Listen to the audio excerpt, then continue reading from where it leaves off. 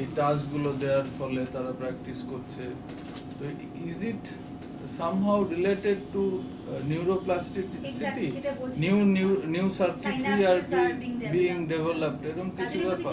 যত তাড়াতাড়ি টার্গেট করা যায়, কারণ তখন তো সাইন্যাপটিক প্লাস্টিসিটি সবচেয়ে বেশি থাকে, তত বেশি ইমপ্রুভমেন্টটা দেখা যায় আর কি। The earlier the better. Though it cannot be cured, but it can be improved to a certain extent. Exactly. Right? Exactly. Because basically I am trying to develop alternate pathways. সেটাই নাকি বলছে যে Exactly. রিঅর্গানাইজেশন যেটা বলছে plastic, তখন ব্রেনটা is like a very mouldable. So সেই সময় যে আমি অন্য পাথওয়েজ গুলো অ্যাক্টিভেট করি, নতুন সাইন্যাপস ডেভেলপ করছি, তাহলে সাইকোলজিক্যাল ইন্টারভেনশনে মানে যে সাইকোথেরাপি বা সিবিটি গুলো তো বলছে তো যে নিউরোনাল চেঞ্জেস হয়, সেরকম এসেও নিশ্চয়ই কিছু সেটাই। মানে এটাও এখন একটা ভেরি গ্রে এরিয়া, মানে ফুল প্রুফ কিছুই এখনো হয়নি। মানে এখন আর সেই লেভেলের নিহিলিজম নেই। ইনফ্যাক্ট এখন বলা হয় যে brain is always plastic and always can undergo changes. কতটা আমরা ভালোভাবে করতে পারছি কাজটা তার উপর ডিপেন্ড করে। রিজেনারেট করবে না সেল, বাট প্লাস্টিসিটির জন্য প্লাস্টিসিটি, হ্যাঁ নিশ্চয়ই। Even regular exercise, কেউ যদি নিয়মিত এক্সারসাইজ করে, not necessarily brain exercise, that also can improve brain derived neurotrophic factor, that also can improve neuroplasticity. তাহলে brain exercise definitely will have certain roles. ওই generalisation হচ্ছে যেটা আমরা বলছিলাম, the whole target is generalization, যে কোনো task করি। We also know that there is a strong genetic link as genetic link in case of schizophrenia. That is, the genes and the environment, they club together along with the risk factors which would lead to a psychotic breakdown at a later part of life. Now let us see what are the cognitive domains that are affected particularly in schizophrenia, and there are 8 fundamental dimensions which has been put forward by Matrix like Neuropsychological Committee: speed of processing, attention, working memory, verbal learning, visual learning, reasoning and problem solving, verbal comprehension and social cognition. And reasoning, problem solving, working memory, along with decision making and all, they all come into the executive functions. Although we all know that pharmacological interventions, they do take good care of positive symptoms and also subtle cognitive functions, but significant cognitive deficits continue to exist in them in the patients throughout their lifetime. So, and these deficits grossly interfere with the everyday functioning of these patients also. So now that we know, taking together the genetic, environmental and the developmental hypothesis, how and in what ways do we deal with these problems? So at this point, can we really think of cognitive rehabilitation program? We're just recapitulating, skipping this slide. We all know what we have already come across what is rehabilitation.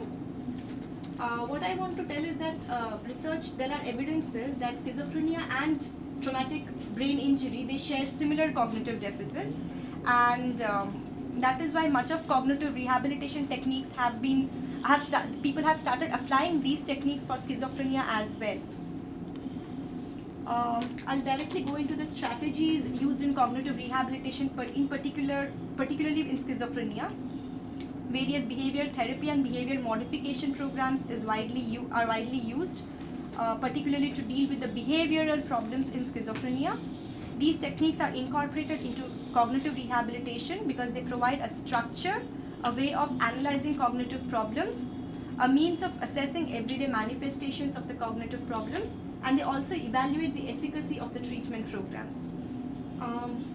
Modifying the environment, and another technique, that is token economy, is also widely used in schizophrenia and other forms of psychosis also. There is something called cognitive prosthesis, which is used in schizophrenia. Cognitive prosthesis, these are use of external aids, which includes electronic devices, various speech storage devices, electronic communication and computer-based technologies, and the auditory alerts of which some cognitive prosthesis provide, they may promote goal-directed behaviors in patients who have an executive dysfunction also. So now, who will benefit? Well, insight into illness is a prerequisite for any kind of psychological intervention. Along with this, the patient should be well motivated for the intervention, and as we also know that, and research has also shown rather that favorable results in patients, it has shown favorable results in patients with less cognitive deficits, or rather no cognitive deficits. Now the question arises whether these techniques are also useful in dealing with the negative symptoms. Unfortunately, very few evidences are available.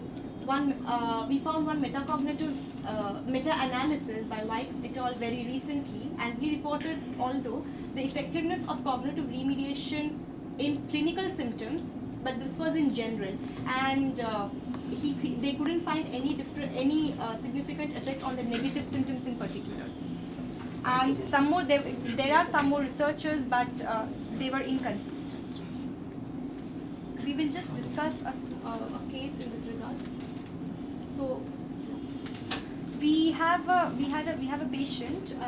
These are the chief complaints at the time of presentation: hearing voices, fear of ants entering her private parts if she wore clothes, occasional feeling of ants crawling over her skin, lack of interest and energy in everyday activities. And according to her father, he reported similar problems. Along with that, he also stated that for the past 5 to 6 months, poor personal hygiene and self-care.